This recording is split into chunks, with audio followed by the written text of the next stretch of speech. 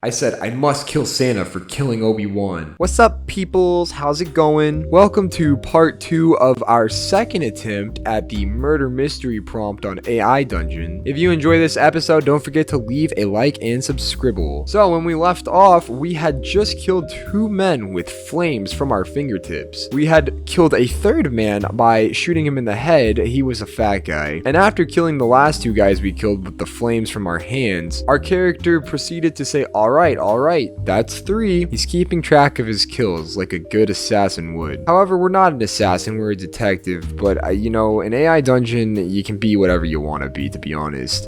I just said, you smell like piss, Scarlet. It's because she got peed on in last episode if you didn't see that. Shut up, you're gonna get us all killed, a gravelly voice says. Shut up, you're going to get us all killed. Why the fuck did that sound like Joe Biden a little bit? I said, I'm talking to my baby mama, not you, cigarette smoker. Don't refer to me as cigarette smoker, the gravelly voice screams. I'm the janitor. What's your name, you ask, ignoring the man's comment. Damon, that's what everyone calls me, he says, his face forming into a wide grin. Well, Damon, I have a question for you. Are you trying to find your killer? I'm pretty sure we already found the killer. It was the fat guy, I think. I don't fucking know. You know what, screw it. Yeah, I'm trying to find my killer. Yep, that's it. Damon begins to laugh uncontrollably. I found you, Damon, you say, inching closer towards the man. The fat janitor begins to laugh even more. You know, the fact that he's laughing at me kinda makes me want to kill him. I said, shove the janitor's broom up his ass, killing him. A burst of flames erupt from the broom, engulfing Damon's body and killing him. You let out a sigh of relief. We didn't need the flames. We could have just killed him with the broom up his ass. Why do you have to make everything so extra, Sherlock shit? He's like, and if you thought that was bad, watch this, and then set the broom on fire. It's actually kind of a cool way to kill someone though. It's creative, I'll give him that. Our character forgot to count how many kills that was, so I just said, that's 4. Alright, you need to focus, a voice says. Here's your first hint. It's not me. Who are you? Yeah, my character makes a really great point. That doesn't really feckin' help me if I don't know who you even are. The man grins, revealing a set of brightly colored teeth.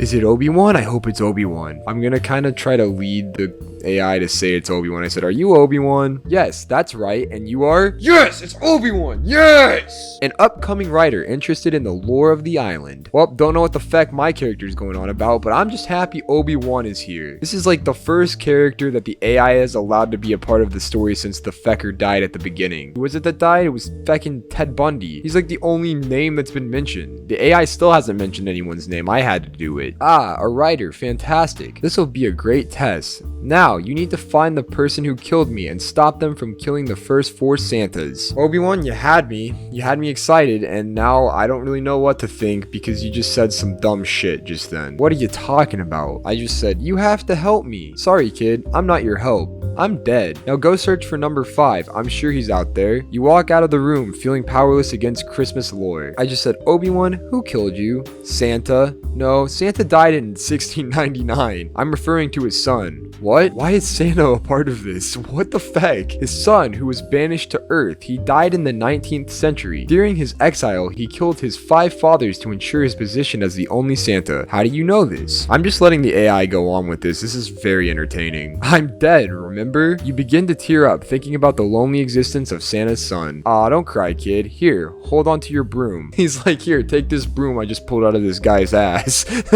I said, thanks, Dad, with a little smiley face. You grab the broom and begin to leave, but your father falls to the ground, a burst of flames engulfing his body. Faye! Why does this keep happening? No, you scream. You drop the broom and begin to run away. Did I do that? Feckin' control your fire-bending bullshit, bro. I mean, we gotta keep track of our kills, even if it was Obi-Wan Kenobi, so I said, that's 5. You run through the white corridors, but your eyes begin to burn, and you realize you're passing the same rooms over and over again. In these rooms, you find photographs in frames. I said, inspect the photos. The first photo shows a blonde man with a mustache, a red suit, and a great big Santa hat. The next picture is of a slightly younger man. I don't understand why Santa is so heavily involved in this story. I never even mentioned Santa. Santa's like the only character that the story wants to talk about. I mean, I guess Santa's fun. I said, I must kill Santa for killing Obi-Wan. Hello. My name is Inigo Montoya. You killed my Obi-Wan Kenobi.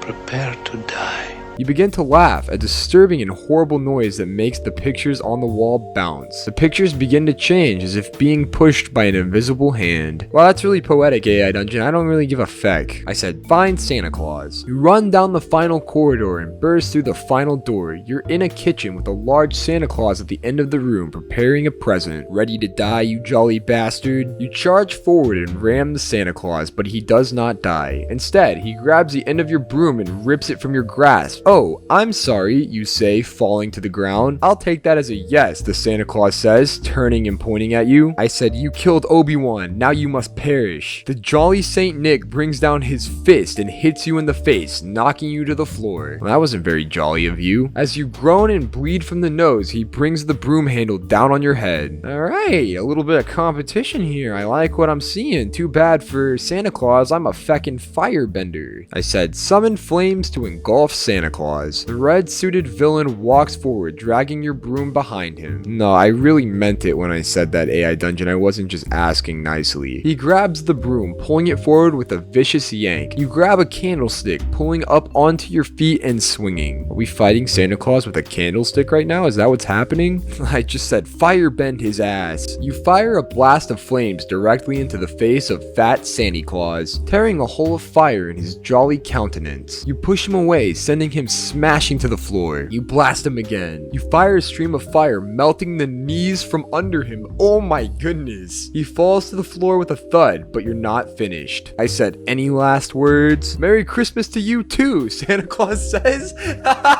You raise your hands and blast the fat bastard with a large amount of fire. You can see his body start to burn as the flames engulf him. You pounce forward, punching him as hard as you can. Why would you punch him? He's on fire, you dumbass. He goes flying into a wall and you press the attack. You punch him again, breaking his jaw. Yeah, get him! You blast him again, this time knocking a hole in his stomach. You press your attack as he's reduced to a bloody mass of guts. Take that, you feckin' feck. That's what you get when you touch my baby Obi-Wan Kenobi. You don't touch my baby! I love Obi-Wan Kenobi. He's my sweet daddy. I am super excited for the Obi-Wan Kenobi TV show. That's a really side note, but I just thought you guys should know. Okay, back to the video. I said, you blast him until his body is ashes. You fire your final blast directly into the body as his blood scooshes out of his body. You stand there panting as your arms give out. That's 6, I said. You turn and take a look around the room. To your left is a large bed upon which lays 2 people. To your right are several paintings, all depicting horrific scenes from hell. Interesting. I know what to do. I said, burn the 2 people on the bed to add to your KDR. You grab the lighter from the dresser, flicking it on. You walk over to the 2 people on the bed and flick the lighter onto their bare backs. These are not people. They're gonna be like demons, aren't they? They are demons.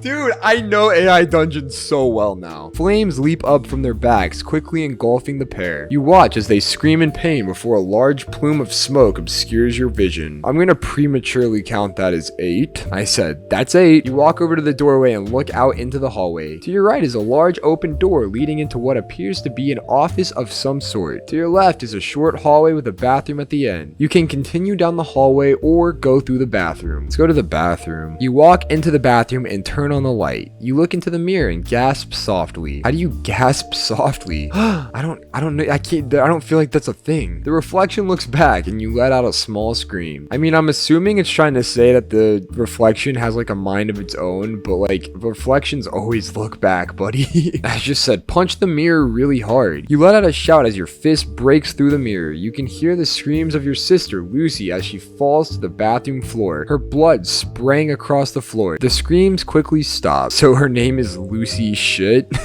I said, finish her off. You kneel down beside your sister, taking her hand in yours. Your other hand drags across the mirror before coming to a stop. You press your forehead against your wrist, closing your eyes. I said, kill Lucy. You press your hands into your temples before grabbing your sister's wrist. You can feel her pulse. As you press her arm against your ear, you can hear it. Yeah, we've established she's still alive. We need this kill for the KDR. Come on, buddy. I said, kill Lucy. You stand, walking over to your sister's limp body. You kneel down, checking her pulse. It's faint, but you can feel it. Her face is as white as the snow falling outside. It's like dancing around the fact that I keep saying I want to kill my own sister. It knows damn well that that's not a thing any human should want to do, and it's trying to distract me with other things, but I'm a very focused focused person right now. So I'm gonna say for the third time, kill Lucy. You press your hands against her neck, shutting your eyes. As you begin to squeeze her neck, her pulse weakens. You squeeze, and for a second, her body twitches slightly before she goes still forever.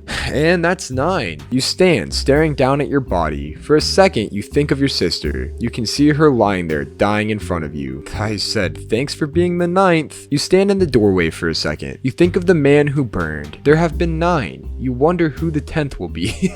Yep, I do wonder who the 10th will be. That's a great point. You grab your revolver from the table, checking the chamber. I said, one more kill should do it. You walk through the door, leaving the warmth of the house behind. The temperature drops as quickly as your heart, and you find yourself breathing in lungfuls of cold air. You raise your revolver, pulling the trigger. A deer splits open in front of you, its blood splattering across the snow. You know, that doesn't count because that's an animal, so we're not gonna count that one. Actually, I know who the 10th person is gonna be. I just came up with it just now. I said, shoot yourself in the head with the revolver. You pull the trigger of the revolver and your head explodes in a burst of crimson mist. Shadows sprint across the snow around you as the world quickly goes dark. You're dead before you hit the ground. And without a head, we will say, that's 10.